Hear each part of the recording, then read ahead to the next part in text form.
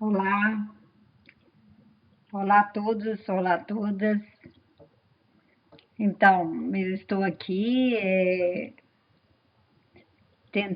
enfrentando um desafio, né, de estar falando para mim mesma, falando e me ouvindo, quando na verdade a minha busca tem sido o contrário, tem sido de falar com as pessoas, aprender a falar com os meus alunos, ouvir os meus alunos.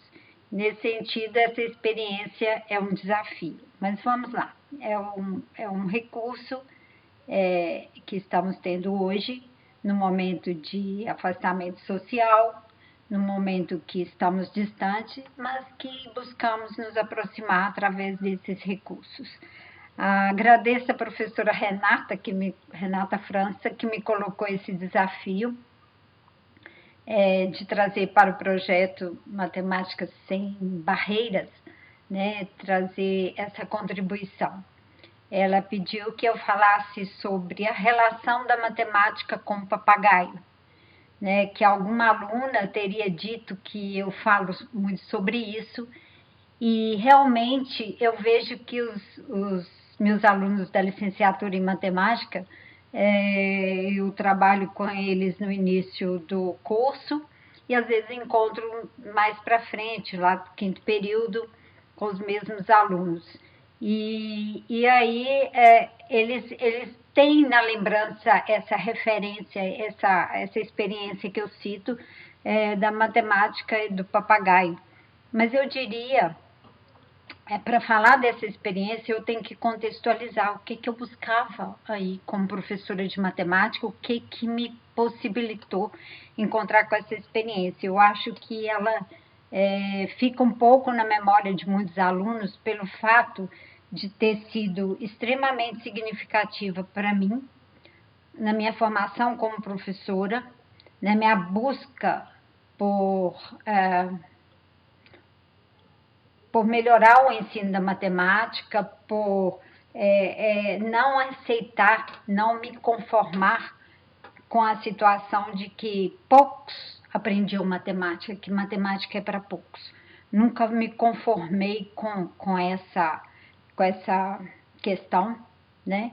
E essa busca de achar que a matemática é um direito de todos, todos podem dominar a matemática, todos podem aprender matemática, me levou a lugares muito interessantes, e um deles foi essa experiência com o papagaio. Na verdade, eu buscava um sentido para a matemática. Para que ensinar matemática? Né? Eu buscava um sentido para mim como professora e para os alunos. No caso, os alunos que eu estou falando são alunos do ensino fundamental, da educação básica, né? Pensava que a matemática teria que ter um significado, um sentido na vida deles. Não justificava eu ficar ensinando matemática para fazer prova, ou para preparar para o vestibular, ou para um futuro que muitos dos meus alunos poderiam nem ter. Eu trabalhei essa experiência em especial, trabalhei na rede particular e na rede pública de ensino. Essa experiência que me proporcionou uma rica reflexão sobre o ensino da matemática foi numa escola, constituiu uma pesquisa de nível de mestrado, e foi numa escola da periferia de Belo Horizonte, quando eu assumi 5 turmas de quinta série, o que seria hoje o sexto ano, cinco turmas de sexto ano, né? Que seria do início do Fundamental 2, né? Então, é engraçado que foi toda a minha trajetória, chegada lá a essa escola, e quando eu cheguei, fui apresentada para os alunos pela diretora como sendo a professora daquela disciplina que eles mais gostavam.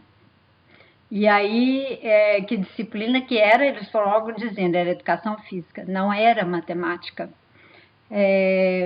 Fora que, quando eu fui recebida nessas turmas, assim, a agressividade era muito grande dos alunos com o professor, entre eles, né? Eu digo que faltava só me julgar as carteiras, né? Julgar carteiras em mim. Então, era uma relação muito difícil, inicialmente, e que eu estava disposta a trabalhar com isso, né?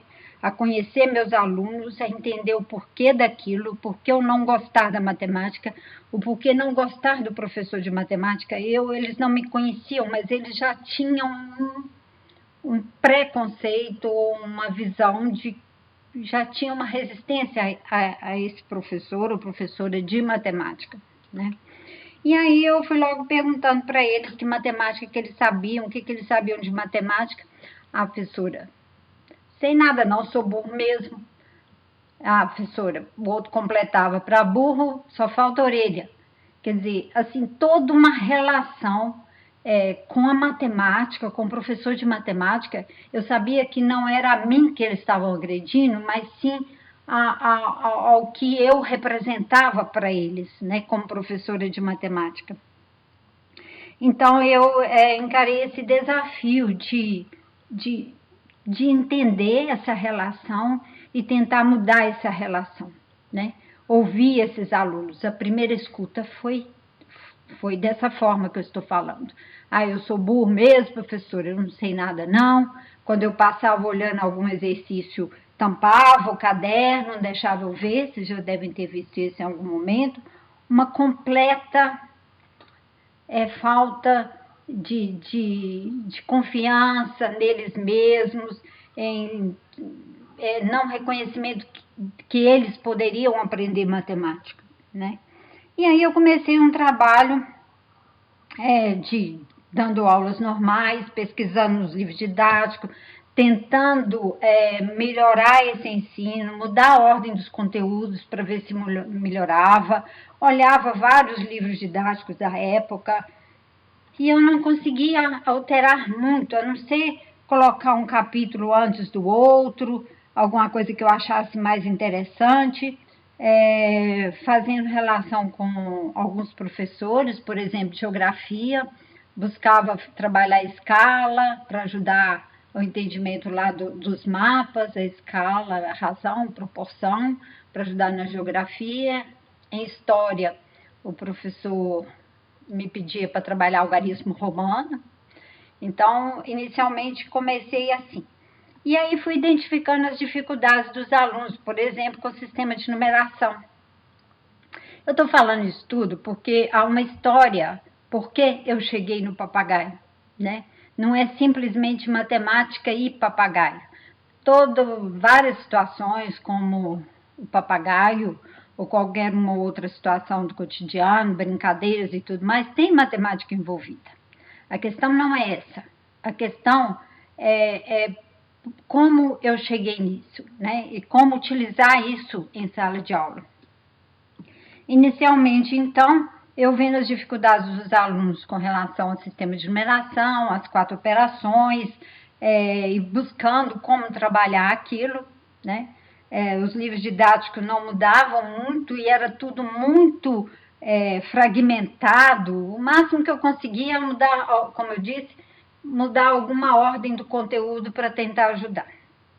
Aí, em termos de sistemas de numeração, eu também tive de aprender, porque nós que fizemos licenciatura em matemática, não sabíamos como trabalhar o sistema de numeração em si, a construção do sistema de numeração, né? Sabíamos os sistemas, as regras desse sistema, mas como trabalhar com os alunos, a não ser numa perspectiva de repetir essas regras do sistema de numeração.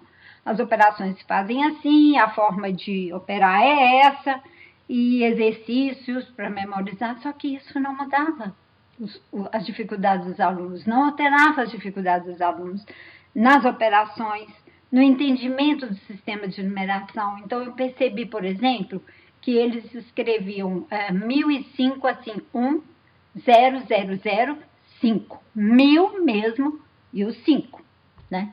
Então, assim, não entendiam o sistema de numeração e, consequentemente, não entenderiam as operações básicas. fruto de um ensino baseado em transmissão de regras, transmissão, ensinar os algoritmos, sem trabalhar o sentido daquelas operações, o uso daquelas operações, né? Então, a primeira coisa que me ajudou aí foi a história da matemática. Eu busquei na história da matemática recursos para entender o processo de construção desse sistema de numeração. E aí foi quando eu utilizei o ábaco, né, que fez parte desse processo de construção do sistema de numeração decimal posicional e que mostra toda uma relação que a gente não vê na escola normalmente, não vê num curso de licenciatura, que porque a gente aprende o sistema de numeração, as 4 operações, como algo extremamente estático, com regras a serem seguidas para resolver determinados problemas, né? Daí a dificuldade, às vezes, que os alunos têm de ter um problema, você dá um problema para resolver, e eles perguntam de que conta que é para fazer, professora? De mais ou de menos, de multiplicar ou dividir, né? Por que eles fazem essa pergunta? Né? Porque normalmente, assim, ensina-se assim, dá-se algoritmo de adição, a regra de adição, e logo em seguida o professor, a professora, dá uns problemas de adição. E os alunos são muito espertos, eles usam aquela técnica para resolver aqueles problemas. Se você dá um problema avulso, sem ter relação imediata com alguma operação, eles vão logo perguntando que operação que é para utilizar. Ou seja, eu estava entendendo que saber matemática é mais do que saber regras de operações, as regras dos algoritmos, as regras de resolver uma expressão numérica ou de resolver uma equação. É saber usar essas operações, essas expressões, essas equações para resolver situações, é saber usar esse conhecimento matemático para resolver situações e problemas, né? Então, o primeiro ponto que eu me amparei foi na história da matemática. Porque nos livros didáticos há uma sequência e o conhecimento é todo organizado de determinada forma. Só que na história da matemática, o desenvolvimento desse conhecimento, a construção desse conhecimento não se deu da forma que está colocado nos livros didáticos, né? A história da matemática mostra um movimento bem diferente, complexo, de idas e vindas, de dúvidas, de construção desse conhecimento, de questões, muitas vezes vindo primeiro de questões práticas, de problemas a serem resolvidos, de questões sociais, para depois virem as regras, né? E a gente ensina normalmente partindo dessas regras para depois serem aplicadas. Ou seja, um conhecimento, um ensino baseado simplesmente na lógica transmissiva do conhecimento, né? E que não mostra a vivacidade, o movimento que existe na elaboração, na construção do pensamento matemático, dos conceitos matemáticos, né? Então, a história me ajudou aí, nesse ponto, principalmente o uso do ábaco, onde mostrava o movimento de o que está por trás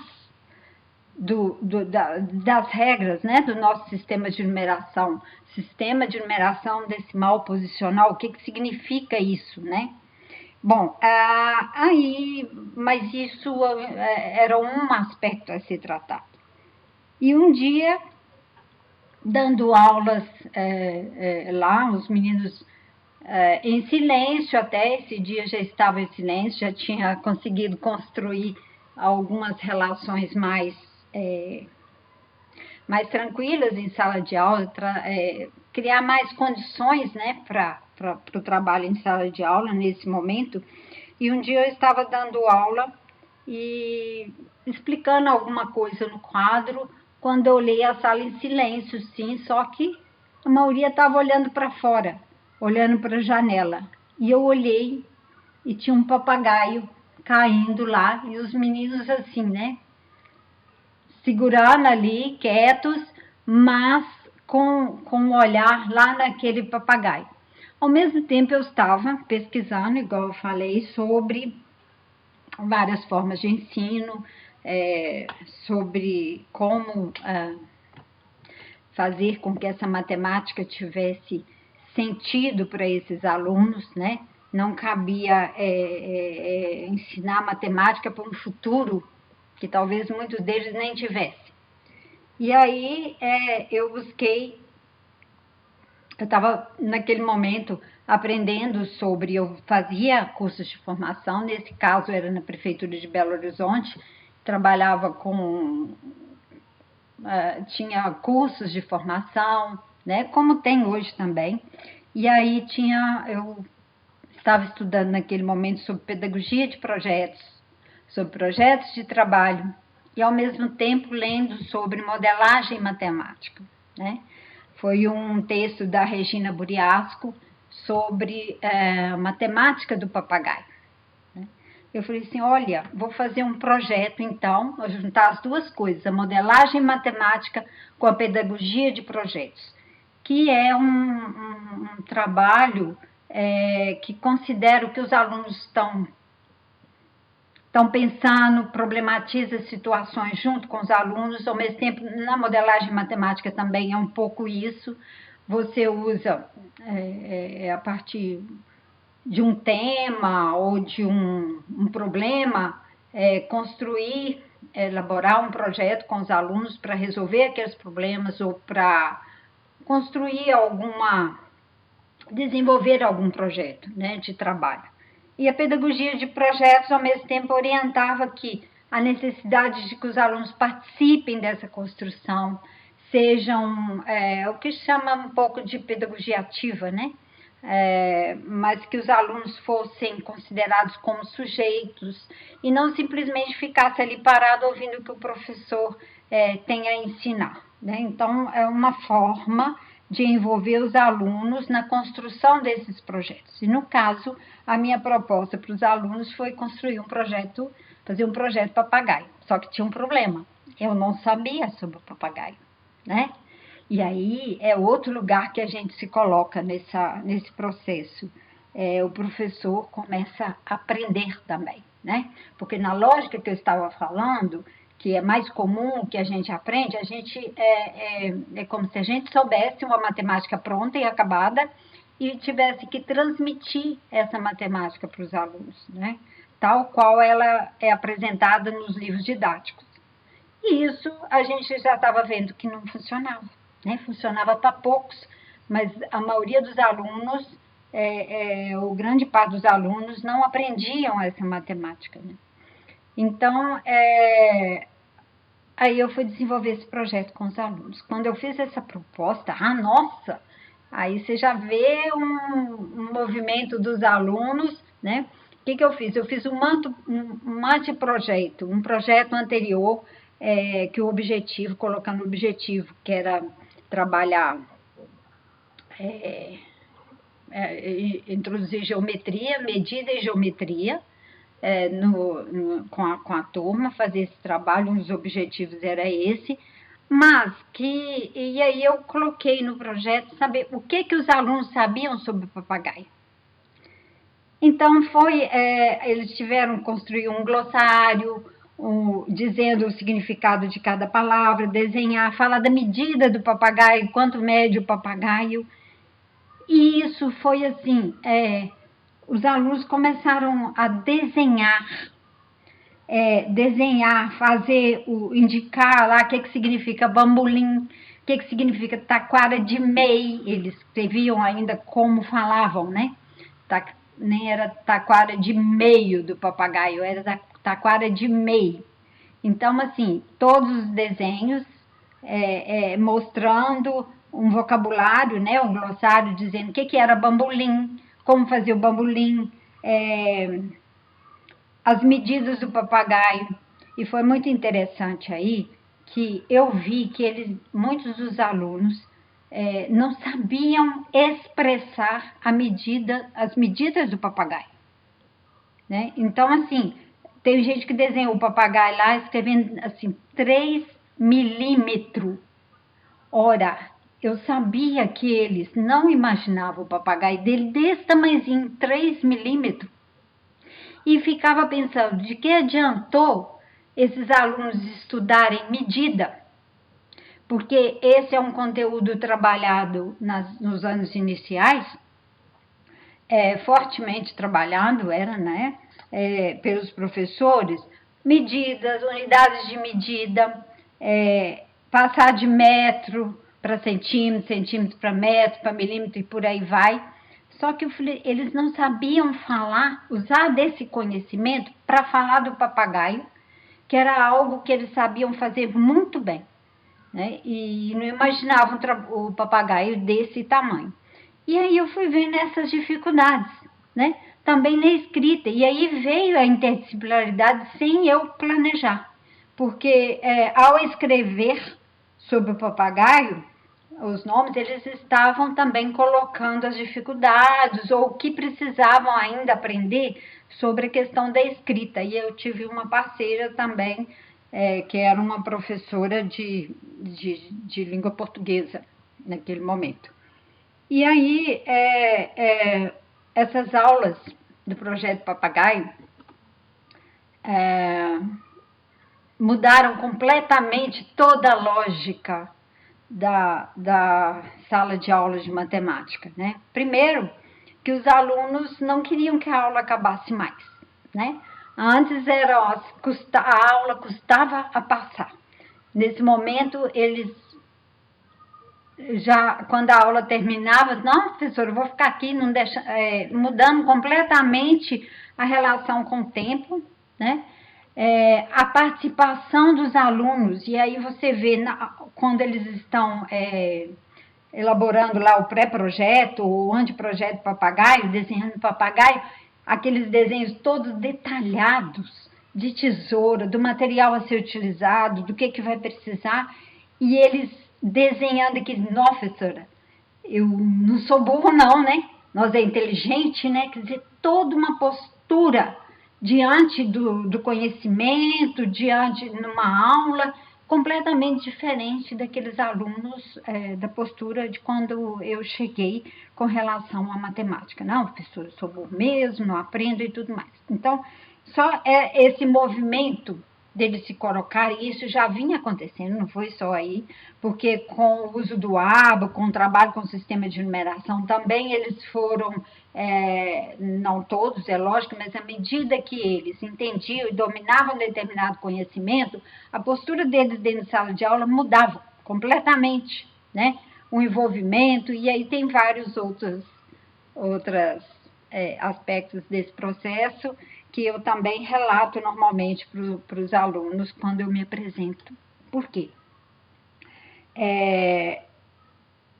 Essa mudança de relação com o conhecimento matemático foi extremamente significativa para mim, como professora, e para eles, como alunos, né?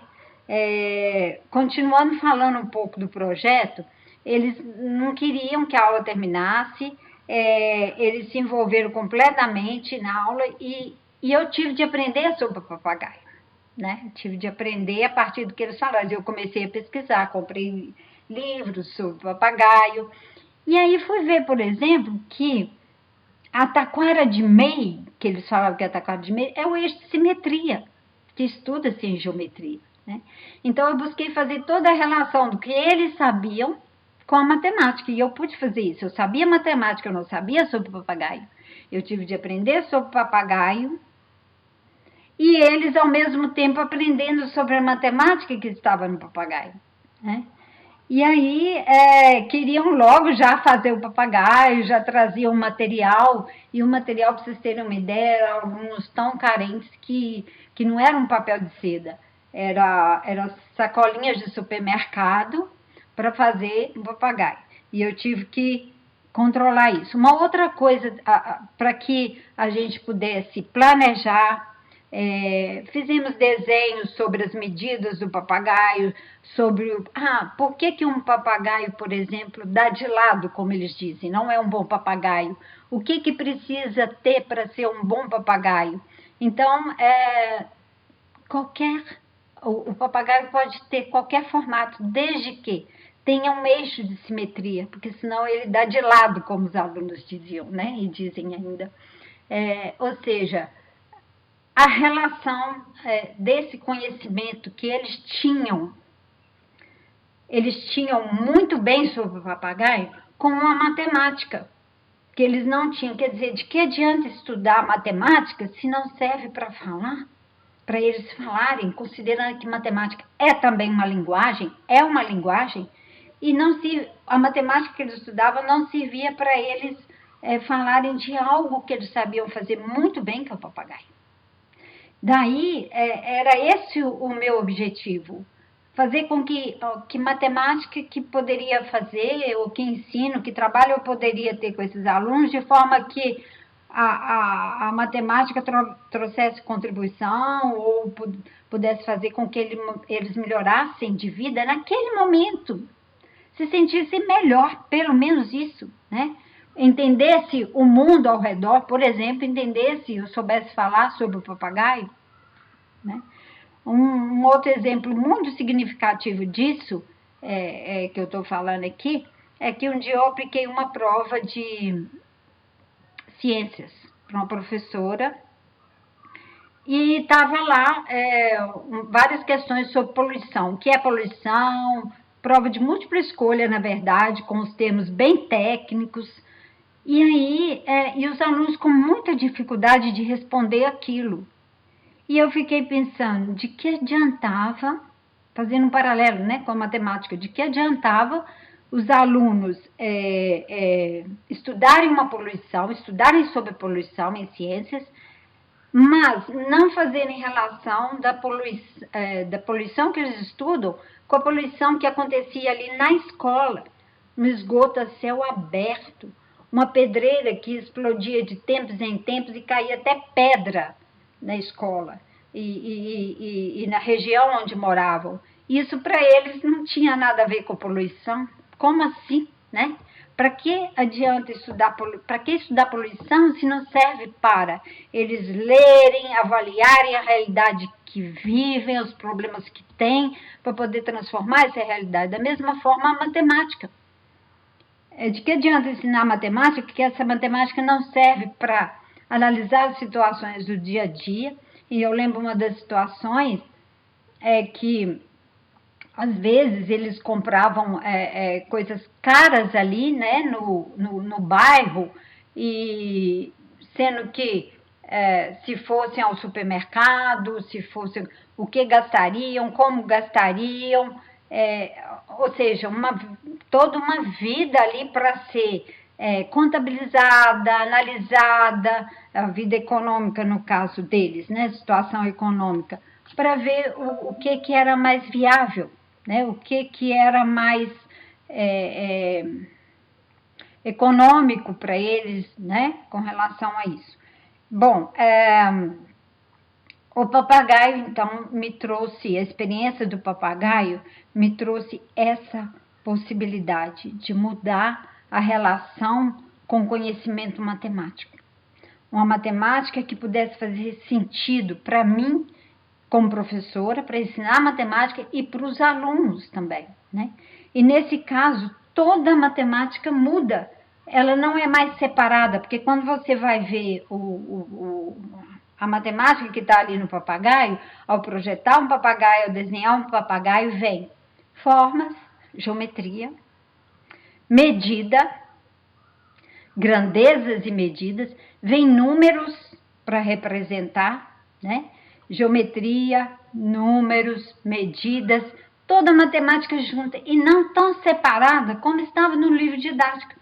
No livro didático, se você estudava, por exemplo, frações, era separado de números decimais, era separado de números naturais, e quando você vai medir uma carteira, por exemplo, o papagaio no caso, né? A medida não vem certinha em número decimal, ou em número natural. Ela vem com números decimais, ela vem com não números inteiros.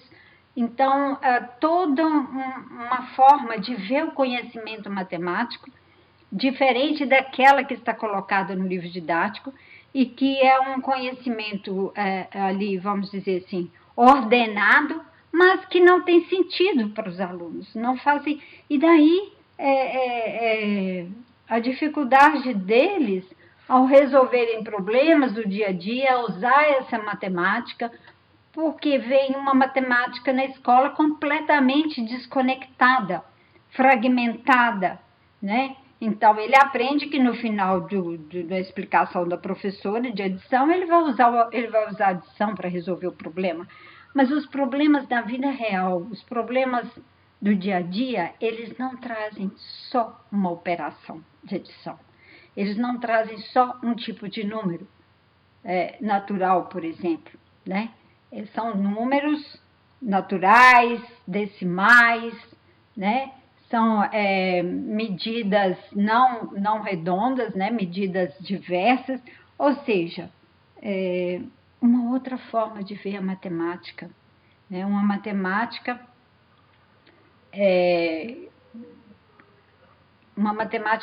que faz sentido para as questões do dia a dia, que ajude a ler o mundo, que ajude a interpretar esse mundo, analisar, entender, falar sobre o mundo em que vive, né? Então, essa experiência foi muito rica nesse e em vários outros sentidos que a gente pode continuar conversando em um outro momento. Eu espero que eu tenha conseguido falar um pouco. Na verdade, não é a matemática do papagaio, né? Mas é uma nova relação com a matemática, que pode ser com o papagaio, com qualquer outra situação, brincadeiras infantis, ou seja lá o que for. Mas a matemática tem que vir para ajudar a ler o mundo, né? A entender o que está acontecendo, e não com algo estéreo, algo que a gente precisa passar para o aluno, ele decorar, fazer na prova e pronto. Ou matemática para fazer prova, ou matemática para passar no vestibular. Não é só isso. A matemática tem que fazer sentido para a nossa vida hoje, né? E se não for assim, perde o sentido de ensinar e de aprender matemática. Então, essa experiência foi muito rica nesse sentido. Eu espero que eu tenha conseguido passar um pouco do que eu aprendi com essa experiência. Ela me fez ver. E para isso eu tive de ouvir os alunos, antes de qualquer outra coisa, né? O que eles sabiam, o que não sabiam, o que precisava aprender. E não seguir um livro didático, né? Como referência principal da minha aula. A referência principal da minha aula passou a ser os alunos, o que eles precisam aprender. E aí não precisa ser naquela ordem que está colocada no livro didático, né? E aí não há necessidade de pré-requisito, porque uma situação significativa, uma situação real, não tem pré-requisito. Ela busca todos os conhecimentos necessários para entender. E na matemática existe toda essa relação entre um conceito e outro, eles não são separados, né? Espero que eu tenha contribuído com o projeto aí, falando um pouco dessa matemática e o papagaio, dos alunos e o papagaio, e principalmente da nossa relação com as pessoas, que esse foi o ponto de partida. Considerar que todos podem aprender matemática, né? E ouvir o outro, porque os alunos sabem, são capazes, né? Eles têm conhecimentos, eu tive de aprender com eles para eu poder também contribuir com o conhecimento matemático, né? Ensinar matemática também. Então, assim, muda-se a relação com as pessoas e muda-se a relação com a matemática. Não é algo pronto e acabado que tem que ser transmitido, mas é algo que pode ser construído e que tem que ser construído em relação com saberes que os alunos já têm, né? E daí a mudança de postura deles. Nossa, professor, eu sei alguma coisa, né? E isso é muito importante no processo de ensino-aprendizagem. Eles sabem alguma coisa e os saberes deles têm que ser considerados nesse processo de ensino-aprendizagem. E esses saberes deles têm a ver, no caso, com a matemática, que eu estava ali para ensinar, né? Então, foi extremamente significativo. Um abraço, beijo, até a próxima.